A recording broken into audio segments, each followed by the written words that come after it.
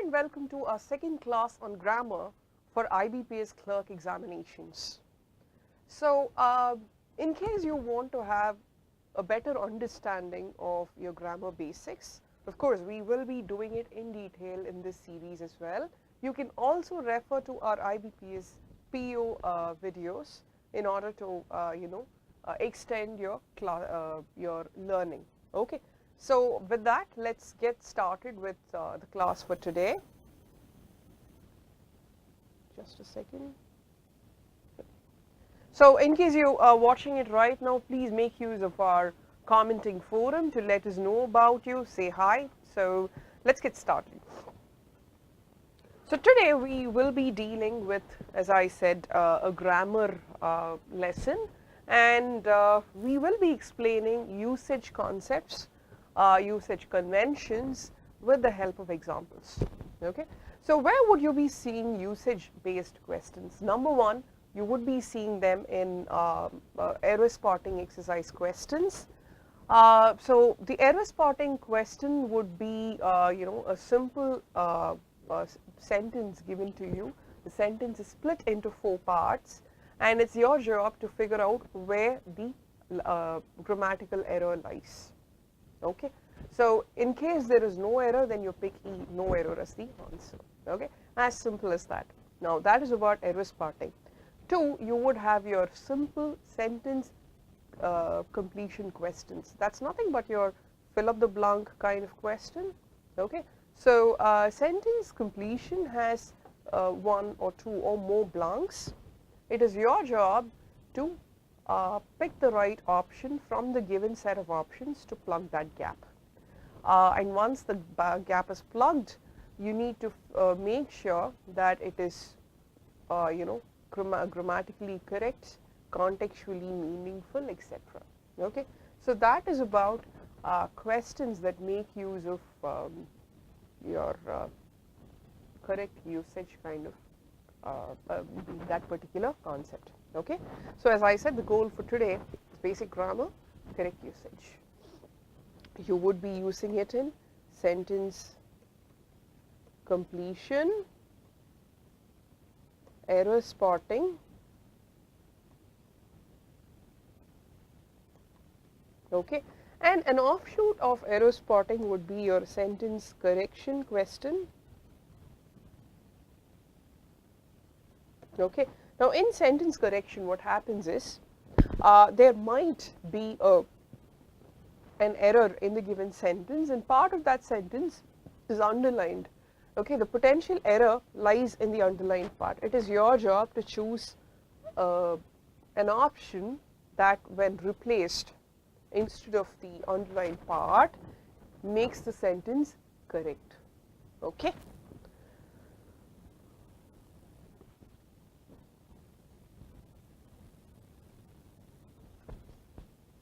Okay.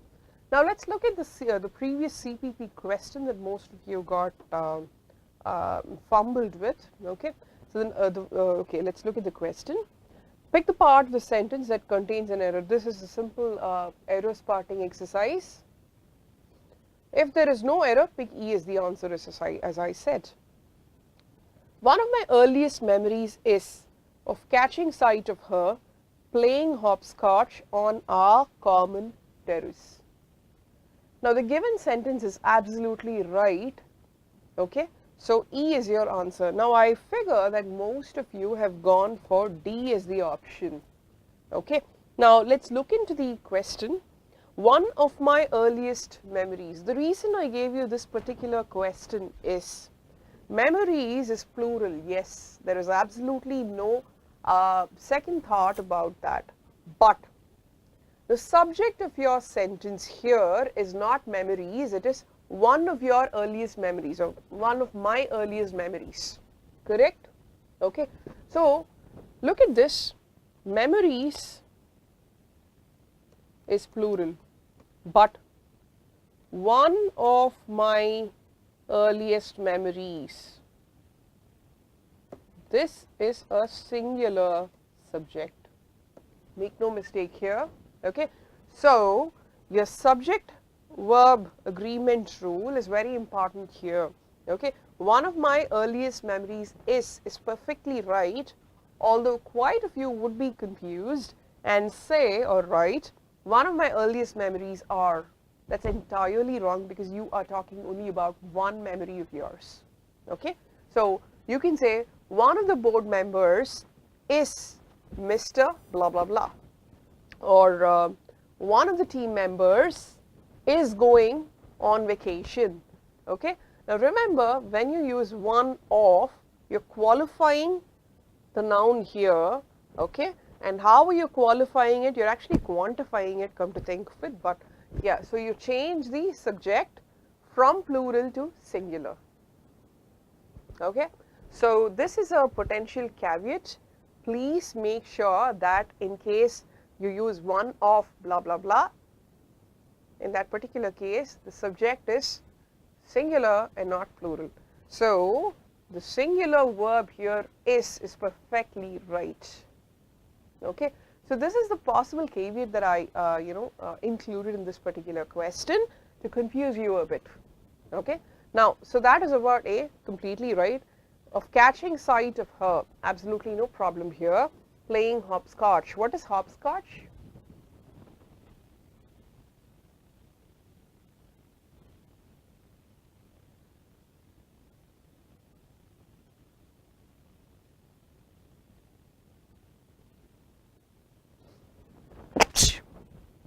So do you remember this particular game that all of us played as kids?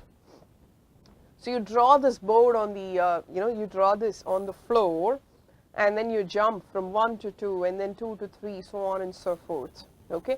In case you land outside of the box, that means that you're out of the game. Correct? So this is hopscotch. On our common terrace, the terrace is one, it is common to me and her. Okay? So this again is right, our common terrace, and not our common terraces, if that's what you had in mind before picking D as the answer. Okay? So the answer here is E. The sentence is absolutely right. Okay? So I hope this explains this question best. Okay. Now coming to correct usage. Every language has its share of conventions. Okay. Now there are grammar rules. There is also a very distinct set of rules that comes about not with any grammatical rules or with what do you call, and it's not like written and it doesn't have a proper logical construct, but certain phrases, certain words are used in a certain fashion. There are specific rules about using them. Okay, and that comes from convention. Okay, so convention is very important when you learn a language. For example, I might say stuff like, I'm not feeling great, I'm a little down, I'm a little down, or I can say I'm under the weather. Okay, now when I say I'm under the weather, it's not like I'm under a cloud or something. Okay, but I mean to say that I'm not feeling very well. Okay, I might have a slight running temperature, I might have the flu. Okay, when I say I'm under the weather, this is what I actually intend meaning. Okay, so these idioms and phrases, now very importantly, if you speak a certain language at home, okay, you cannot really convert that particular phrase or idiom and then apply it to another language. It doesn't hold good across languages. For example, when you say I'm under the weather, you cannot really transliterate that in Hindi or Tamil and then say, it's right. No, that's not the case. It holds good only in a certain language. Each language has its own share of conventions. Okay, so now look at this. When you use while and when you use a while. Okay, now while denotes time, a while also denotes time. Okay, look at this.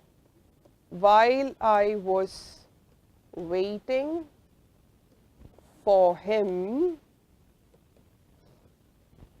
I saw MS Dhoni. Okay.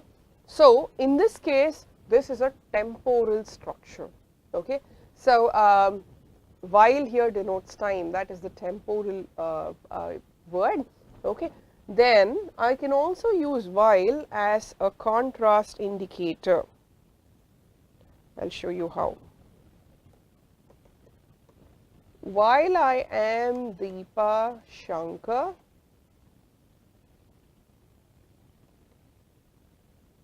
I don't think I am the Deepa Shankar.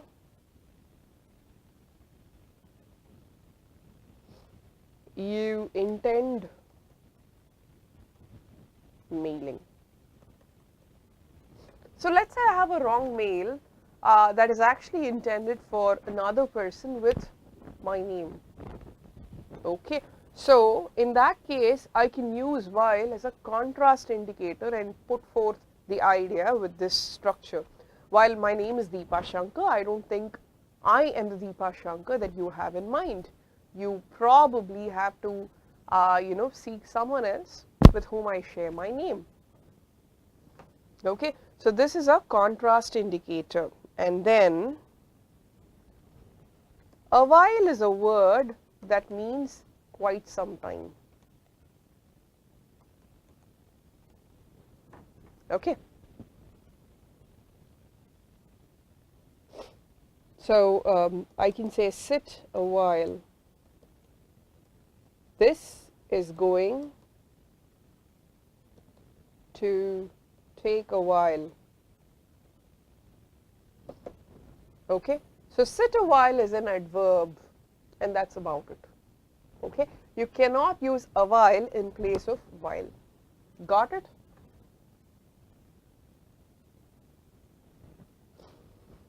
Now, this is pretty important and quite a few of us make mistakes with this. Okay. Now, garbage disposal is an everyday problem. What do I mean by this? Disposing of garbage properly is an everyday problem, meaning it's a very common problem, meaning I face it every day. Okay, so it's very ubiquitous. That's what I mean, correct? Now remember that in this case, every day is a single word.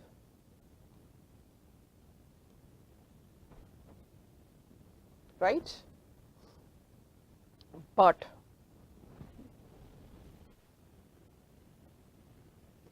I see him in school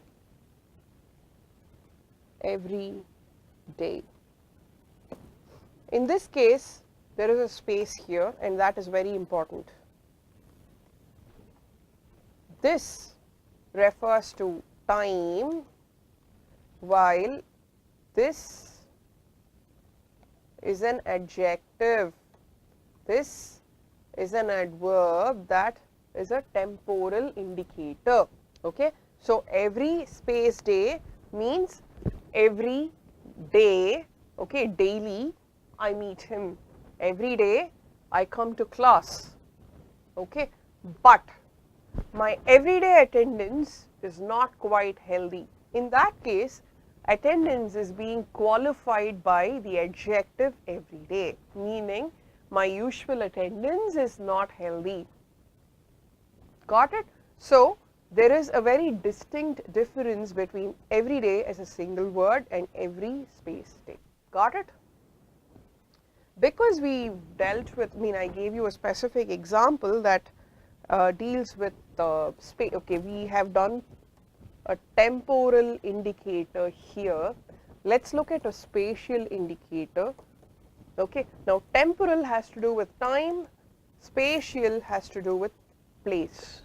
Okay, now what is the difference between in school, at school, and very importantly, I go to school every day? In this case, every space day. And then I go to a school these days.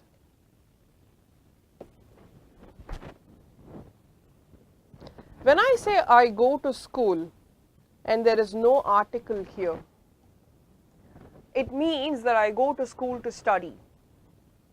I go to school, full stop, which means I am in school because I am pursuing a course there. That's the intended meaning. But when you say I go to a school, the meaning is very different. I can go to a school, a particular school, in order to study I might be a teacher there, I might be a janitor there, or I might just go to a school someday for some particular purpose. Maybe I have a business interest in that school. Okay, so I go to a school. Okay, I go to office today. I go to office. That is different, means that I'm going to work. Okay, I go to office every day. I go there every day because I have work. That is my workplace. But when I say I go to an office, it's a different story altogether. Okay, so I might be a consultant with them, that or I might just have some business there. Okay, that takes me to that place. So that's the difference. Then in school and at school. This is best explained with, okay, I am in school with Jenna. This means that I'm studying in that particular school. I'm studying with this person. Okay, or I am still in school, meaning I'm still studying. Okay, so this has to do with me studying in a school, while I'm at school, meaning I'm at school, the place. Okay, I'm at school. I can go to school, I can go to a school and not really study. I'm probably there as a teacher. I'm probably there as a janitor. Okay, so this has to do with place, while that has to do with I'm in the school phase of my life. Then, because another offshoot is I am in Paris. I am at the Angelica Cafe in Paris. Now, Paris, the city, we use in. When I say I am at some cafe, that happens to be in Paris. So I am narrowing down the scope here. I am at a particular cafe, and that cafe is in Paris. In this case, the narrower scope will have at, the preposition at. The larger city is Paris. So all this is to do with convention, usage. Okay. Now look at these examples. The manager has, okay, these are error spotting exercise questions, by the way. The manager has asked us to hold our horses until the client gets back on the issue. Now, if you don't know the meaning of the phrase hold our horses, you might not understand this at all, and you'll very well just mark B as the answer. Okay, and say it doesn't make much sense. Okay, but when you say hold our horses, what you intend saying is be patient.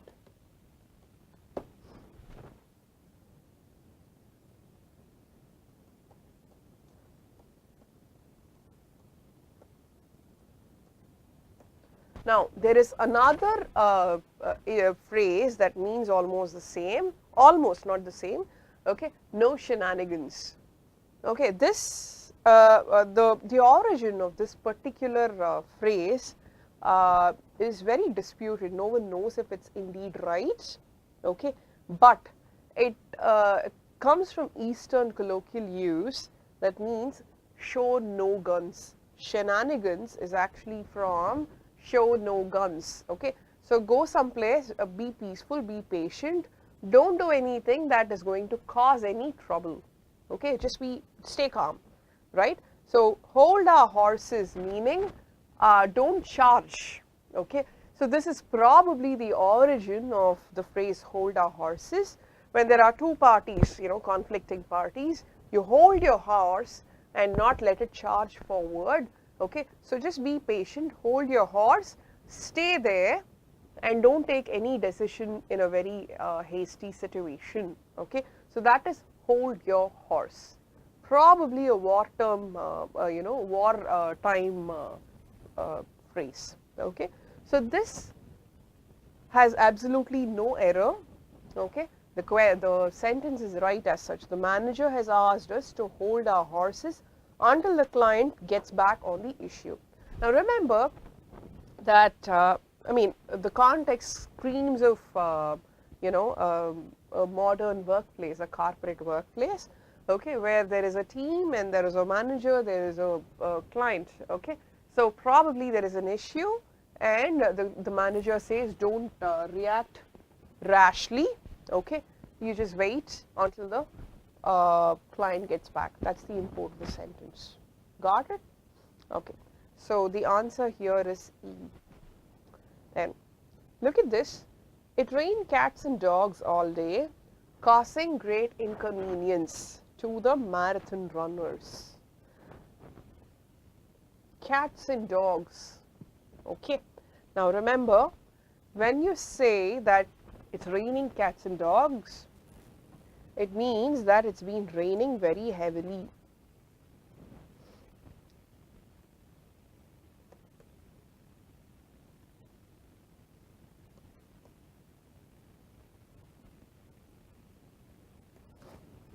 Okay, now remember that convention dictates you can only say it rained cats and dogs, not dogs and cats or wolves and foxes or stuff like it is a cat and dog rain or it is cats and dogs rains. No, that makes no sense. It goes in this particular fashion only. It rained cats and dogs. Okay, so this is perfectly all right. Okay, so this particular phrase means it's heavy rains. So it makes sense, right? It rained all day and it rained heavily, caused great inconvenience to the marathon runners. Got it? So here again the answer is E. Any problem? I don't know the origin story of cats and dogs. I did try to do some research, but no, I didn't find anything that was applicable or, you know, something that had a base. Now look at this. The book is an explainer on thermodynamics, but he found it all Latin.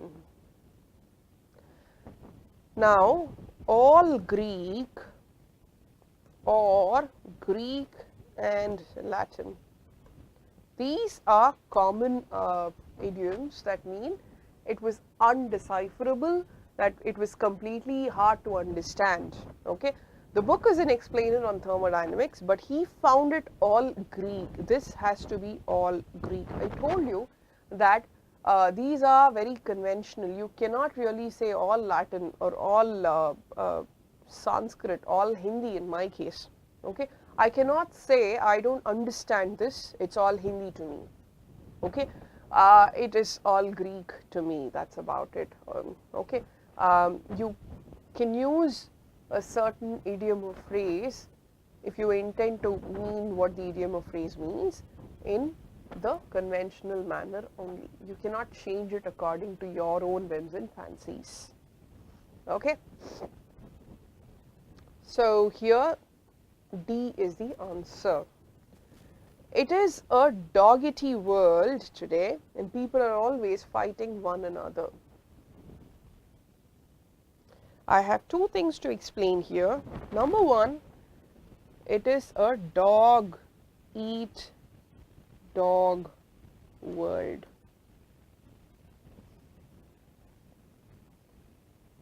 Okay, dog eat dog world is something that is very harsh, where people are trying to beat one another to make their schemes work. Okay, so that is a dog eat dog world, or you can also say it's a cutthroat world, cutthroat. Okay, so people wouldn't mind cutting one's throat, cutting another person's throat to come up in life. That is a cutthroat. That's cutthroat competition, or in other words, dog eat dog world. Very cannibalistic. Okay, now. Unfortunately, quite a few people have only heard of dog eat dog world. Okay, they haven't really encountered the same in written text. So what they think is it's doggy world. That has absolutely no meaning at all. Okay, so it's dog eat dog world. A is the answer here. Now, what's the other thing that I wanted to discuss? One another and each other.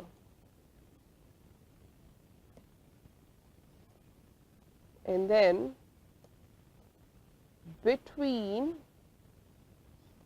among, or amidst.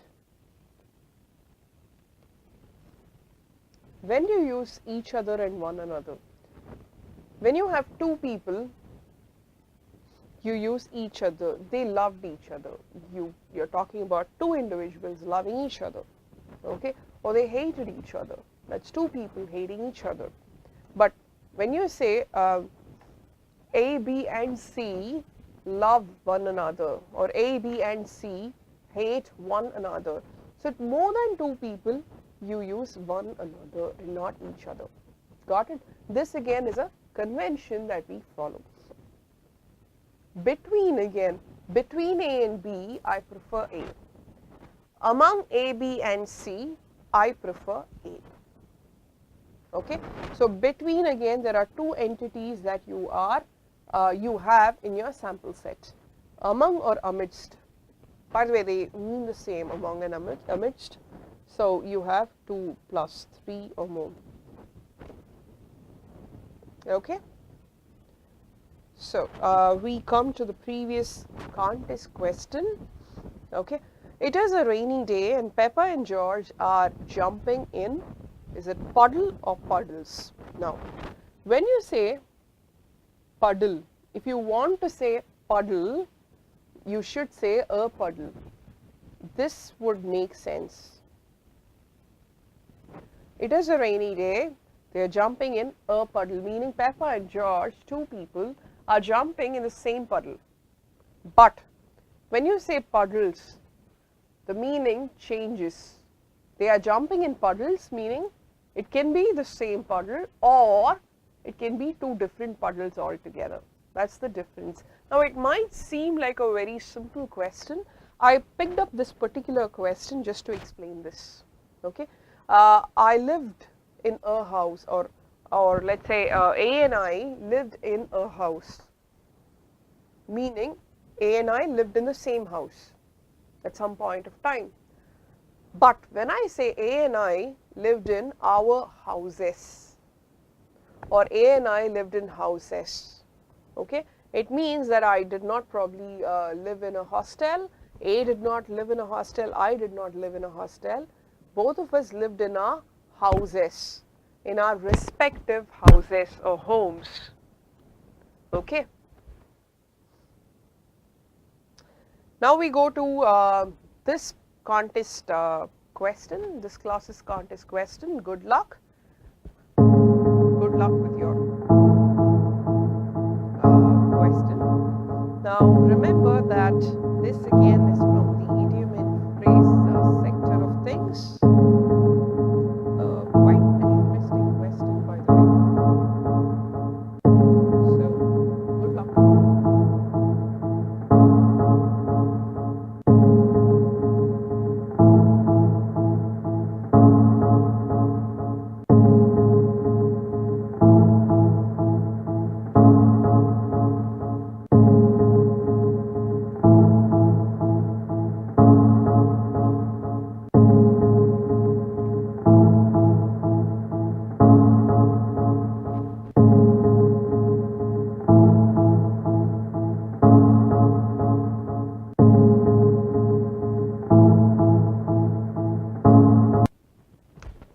So we have another set of error spotting questions here.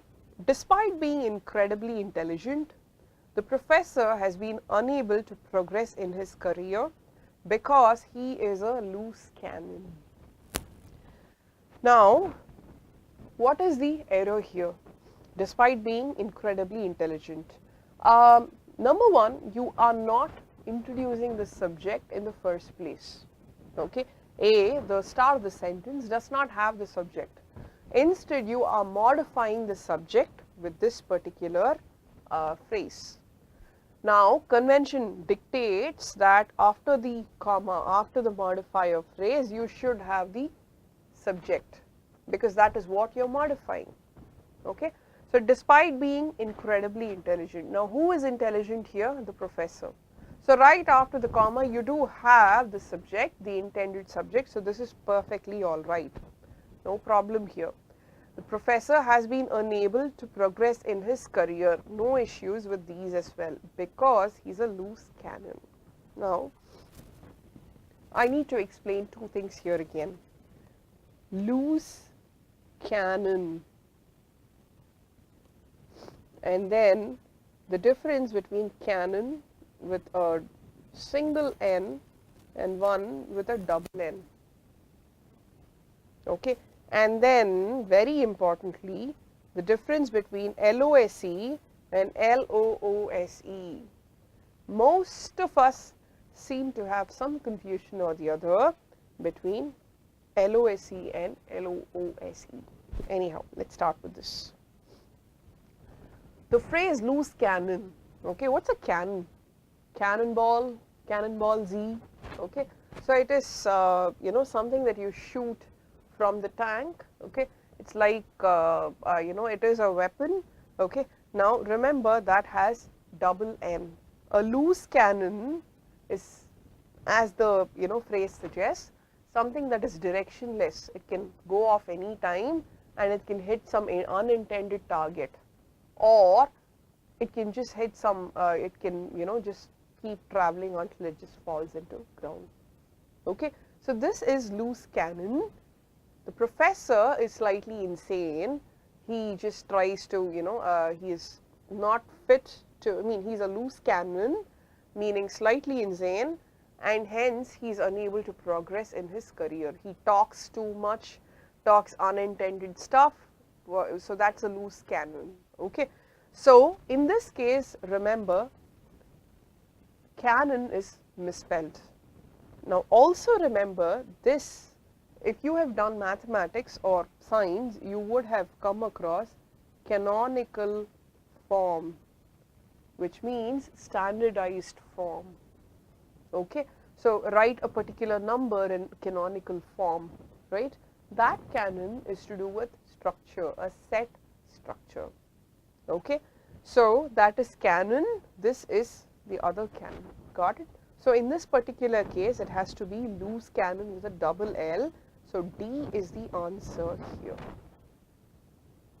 Now coming to LOSE and LOOSE. When you lose a book, so I have this pen, okay, and okay, I've just lost it. I don't know where that is, it's fallen down somewhere. Okay, so I've lost it. Lost is the past tense of this particular LOSE. So when you lose something, when you LOSE something, you are unable to find it, you have lost it. Okay, you've put it somewhere and you're unable to think where you've put it, or someone has probably taken it from you. It's a loss. Comes from the word LOSS. Okay, now this loose means not tight.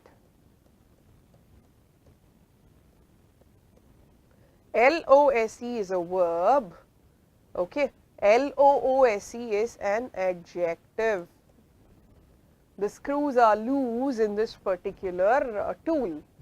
Okay, the bolts are loose. The verb form of this particular loose is loosen. Now, quite a few have confusions. I was about to lose the match. Now remember, this is wrong. This has to be L-O-O-S-E and not L-O-O-S-E. Got it? So the next error spotting question. A tiny bottle of perfume from the luxury brand cost me arms and legs. Now this has to be an arm and a leg. When you say something is costing you an arm and a leg, it means that it is very prohibitively priced, extremely expensive, way too costly. Okay, so this particular bottle of perfume cost her an arm and a leg. That's what you mean to say. It is wrong to say arms and legs. Okay, so the answer here is D. Remember what I said when we were discussing it rained cats and dogs, or it poured cats and dogs. Okay, you cannot say it poured cat and dog, or you cannot say it poured dog and cat. No, you cannot change that particular phrase. It has to remain that way. Similarly, an arm and a leg all the time, not a leg and an arm or arms and legs. Nope. So the answer here is D. So we come to the summary of this particular session. Do you have any other idioms and phrases that you make use of very frequently? A dime a dozen. He fell like 9 pins. A stitch in time.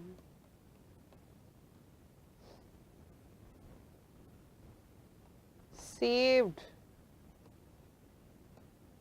by the skin of my teeth.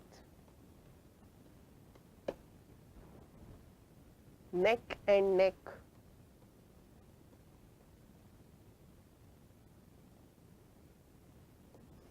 Do you have any idea what these mean?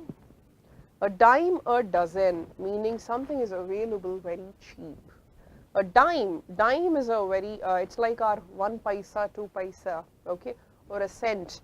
A dime is a very small unit of money, a very small denomination of currency, okay. A dime a dozen.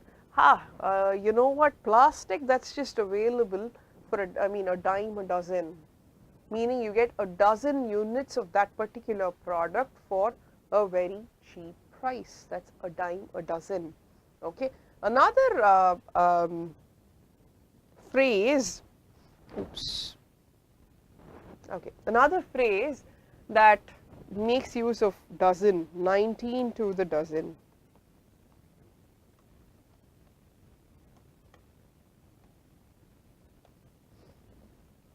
Okay. When someone speaks, when someone talks 19 to the dozen, it means that that person talks way too much. Okay. Remember that there is a very subtle difference. No, I wouldn't say a subtle difference. There is a very obvious difference between similes, metaphors, personification. These are figures of speech, by the way, and commonly used idioms and phrases. Okay. Now, a very fine example that I would like to give you. As a child, I was reading Enid Blyton's Find Out a series. Probably, that's probably where I'm picking this particular sentence from. And it had this wonderful simile. It said, not exactly a simile, but nevertheless, let's go ahead and listen to it. It said, her tongue is tied in the middle and wags at both the ends. Okay. Now, what does it mean? She talks in front of you in a certain fashion. talks a lot, she talks to you in a certain fashion, and then, you know, once you are out of her sight, she changes tunes. Okay, so it's a beautiful way to make the reader understand what the author is trying to say about that particular character in his book, her book in this case, sorry. So that is the author's creative license to come up with similes, metaphors, personification. Okay, now what is personification? He is the Shakespeare of our class. When I say that, I just mean to say that he is probably very good with his playwright skills. Okay, I don't mean to say that he is Shakespeare himself. Then what is a simile? She is as pink as a lotus. Okay, or I can say she is tall like a giraffe. Okay, so I'm comparing her to a giraffe. Okay, so in that case it is a simile. The metaphor, on the other hand, is she is the giraffe of our class. Okay, so in that case I mean the same, but I just put it in a metaphorical sense. You are the giraffe of our class, meaning you're the tallest person in this class. Okay, I mean if it is a simile, it takes the sentence structure. She is as tall as a giraffe is, or she is tall like a giraffe, or, I mean, that's a simile part. When I put it in the metaphorical reference, it becomes she is the giraffe of our class. Okay, and the you know, so this is the artistic license that an author has, a writer has. But when the same author makes use of idioms and phrases, he cannot play around with that. Okay, he has to make use of idioms and phrases as they are conventionally used. Okay. Then we were looking at ninepins. Okay, the team from Kenya fell like ninepins when they were facing the Australian team. Okay, actually I'm wrong, it has to be in parallel. The Kenyan team fell like ninepins when they faced the Australian team. What is the difference between this sentence and the previous sentence? I said team from Kenya, compared that to the Australian team. That doesn't, I mean, वैसा नहीं होता है. I hope I got that right. I'm not great with Hindi. My understanding is very basic. So it is team from Kenya, team from Australia. The Australian team, the Kenyan team. Okay. So ninepins, meaning they fell like ninepins. They faced defeat in seconds. It was a very easy defeat. Okay, they had absolutely no resistance. Okay, so let's summarize here. Today was all about correct usage. You cannot use it against, use certain phrases and idioms against English language convention. Okay, so it would be grammatically incorrect to do that. Okay, so thank you for joining us. It's CPP time. The CPP, or the class practice pack, is a set of 10 expertly curated questions, and it is aimed at making you work, practice more on the concept that we have seen in class today. Now the CPP is open only to Passport members. With Passport members, go ahead and share it with your friends, help them out as well. Okay. So in case you have any trouble with any of the CPP questions, please get back to us as well. Okay. See you then. Bye. Have a nice day.